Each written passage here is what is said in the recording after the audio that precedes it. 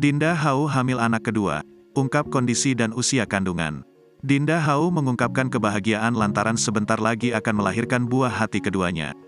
Artis cantik Dinda Hau kini sedang menikmati kehidupan rumah tangganya dengan sang suami, Ray Mbayang. Saat ini, Dinda Hau sedang hamil anak kedua. Usia kandungannya kini sudah menginjak 8 bulan.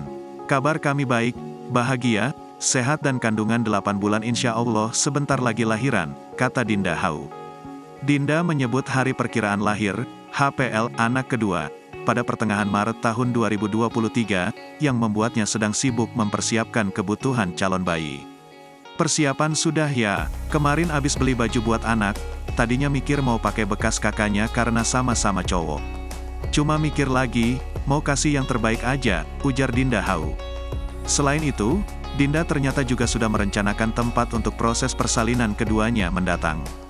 Rupanya, Dinda akan melahirkan di RSIA Bina Medica, Bintaro, Tangerang Selatan. Dinda dan Ray mengakui sudah mempersiapkan nama untuk anak keduanya, tapi belum menentukan nama seperti apa buat calon buah hatinya itu. Sudah ada belum finishing masih cari tahu artinya, beber Ray Mbayang. Menjelang hari lahir anak kedua, Dinda Hau tak menampik sudah mulai merasakan kontraksi palsu. Akan tetapi, ia bersyukur kondisi kehamilannya kuat menerima guncangan tersebut.